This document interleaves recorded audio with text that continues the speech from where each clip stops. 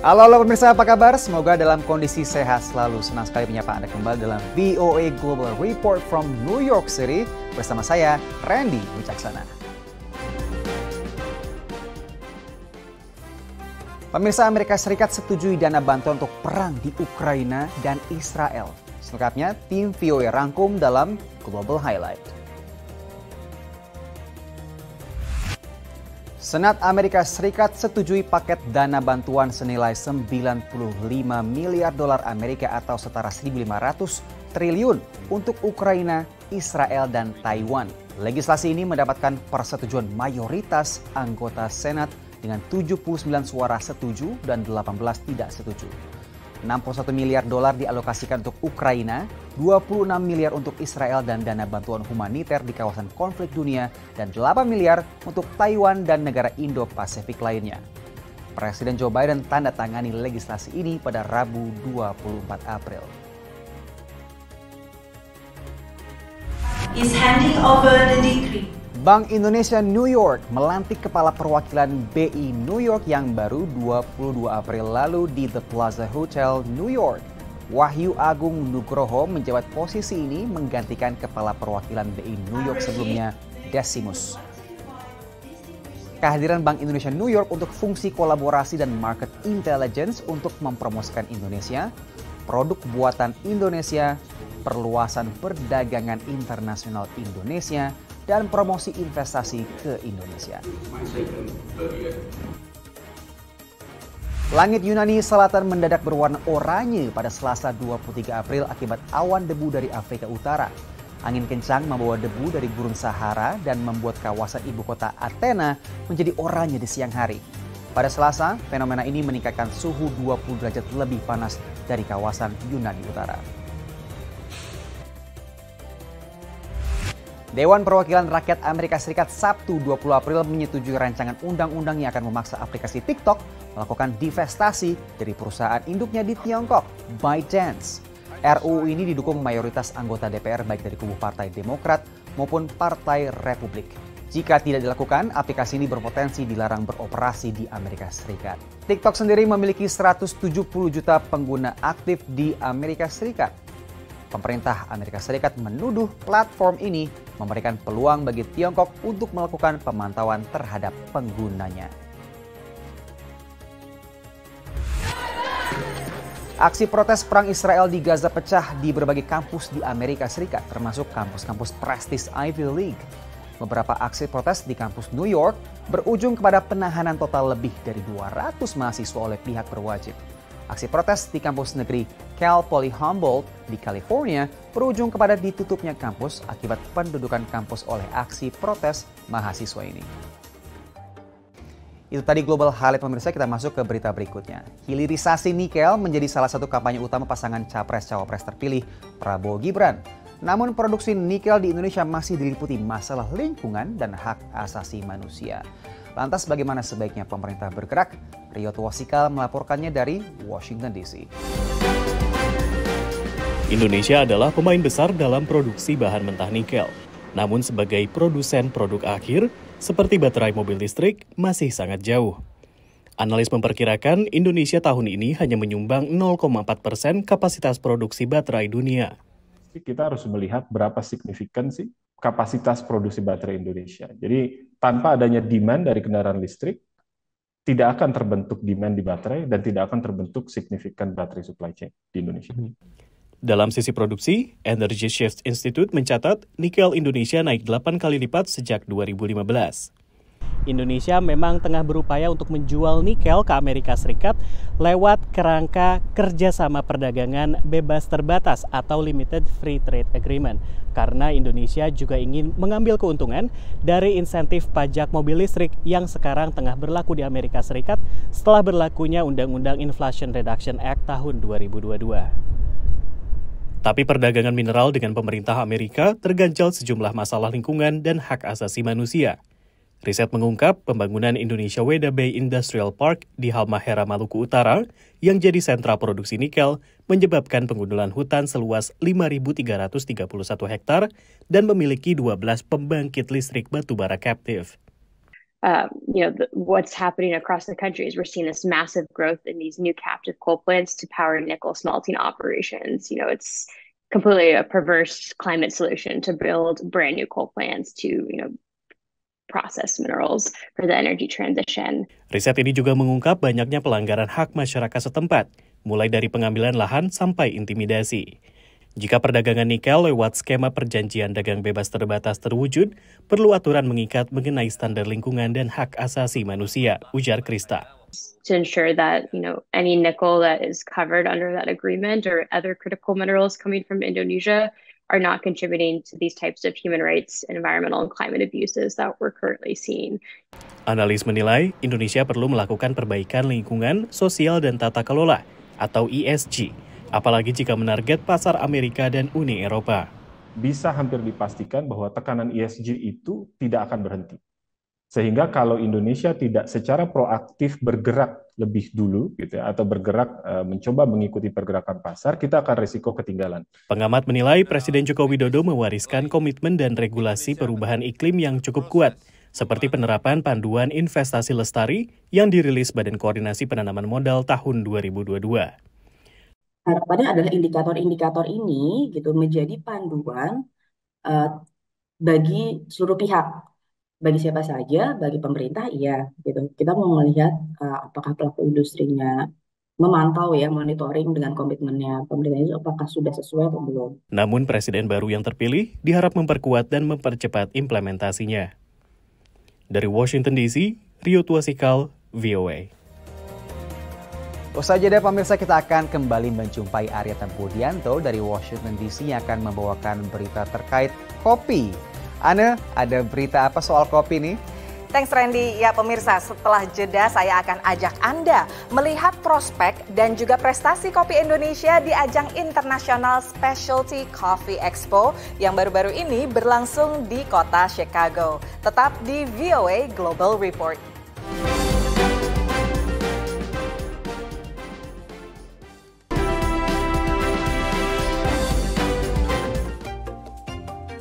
Masih di VOA Global Report, kali ini ditemani saya Aryatna Budianto dan tim VOA di Washington DC. Pemirsa, apakah Anda juga penikmat kopi seperti saya?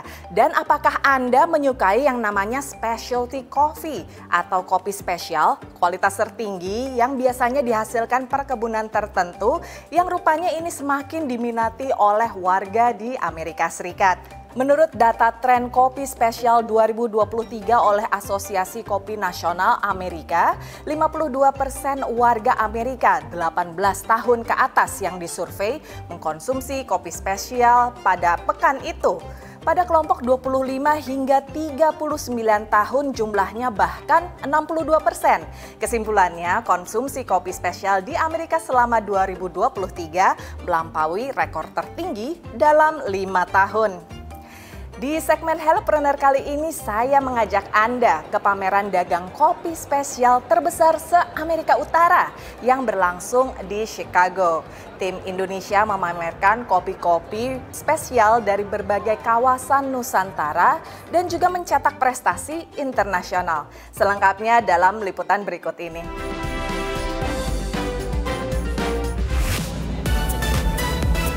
Specialty Coffee Expo yang berlangsung setiap tahun merupakan ajang bisnis ke bisnis terbesar se-Amerika Utara untuk para profesional dan penikmat kopi.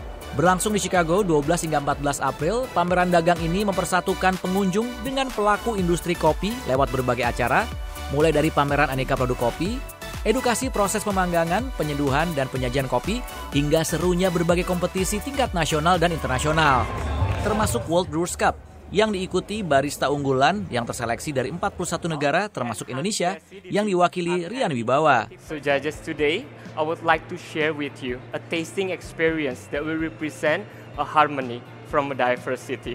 Ada sebuah filosofi yang ingin disampaikan Rian lewat racikannya. The coffee. This cup will showcase how diversity in coffee can come together as one harmony. Same like all of us here. This will not only celebrate the coffee potential, but my country spirit, Bhinneka Tunggal Ika, which means unity in diversity. I'm Ryan from Indonesia. I'm very grateful to serve you this cup of coffee and the harmony. this is my time. Rian berhasil memikat dewan juri dan meraih juara ketiga dalam kompetisi bergengsi ini dengan paduan 3 varietas kopi, yaitu Geisha dari Panama, Ombligon dari Kolombia, dan Excelsa dari Indonesia.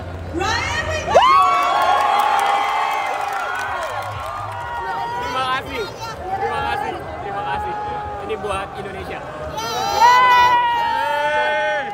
Tips untuk menjadi top brewer, jangan pernah berhenti belajar. Karena kalau ngomongin nyeduh kopi itu nggak ada ilmu pastinya, nggak ada 1 tambah 1 itu jadi 2.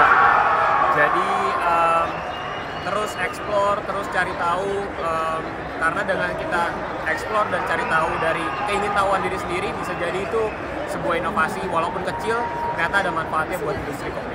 Tak ketinggalan, ada 12 vendor yang mewakili Indonesia di tahun ini, membawakan kopi specialty dari berbagai daerah di Indonesia, termasuk dari Pulau Sumatera, Sulawesi, dan Jawa.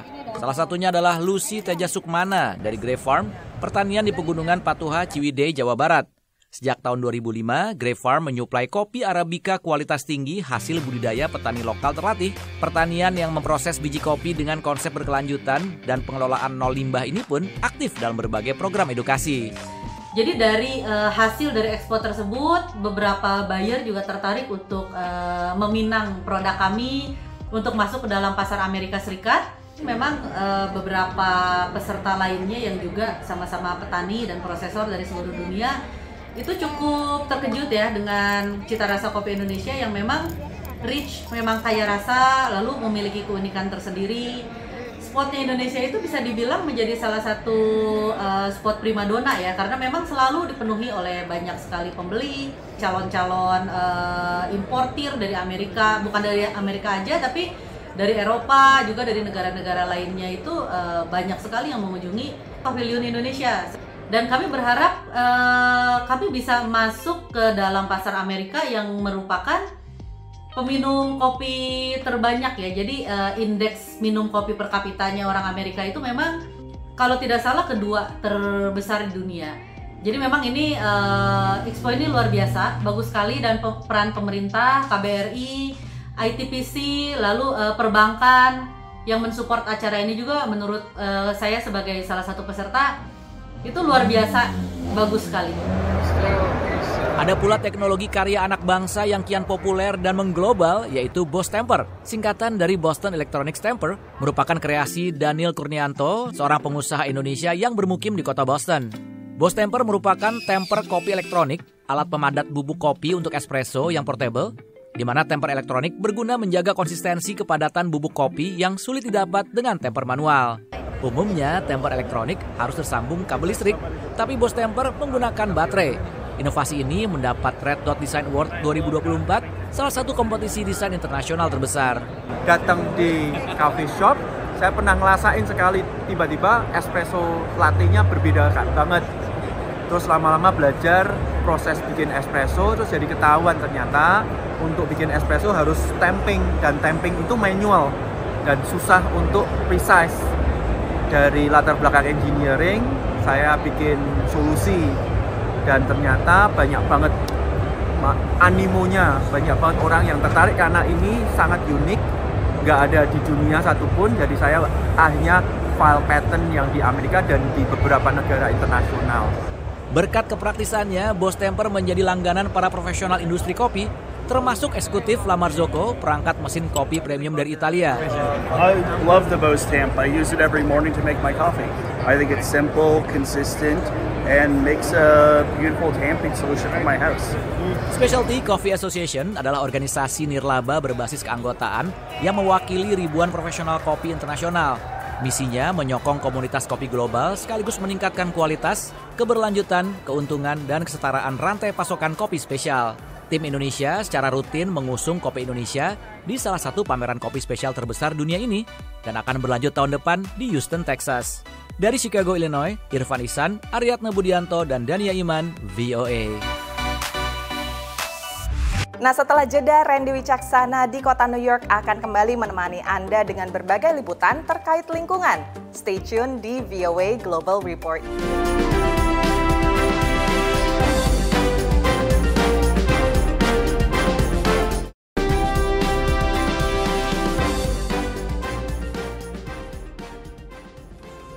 Welcome back to Global Report, pemirsa. Banyak negara termasuk Amerika Serikat yang ambisius mendorong penggunaan mobil listrik. Produsen seperti Tesla pun terus menggenjot produksinya, tapi ternyata data menunjukkan pasar belum merespon dengan ekspektasi yang diinginkan. Nah, Anda kira-kira tertarik nggak sih pakai mobil listrik?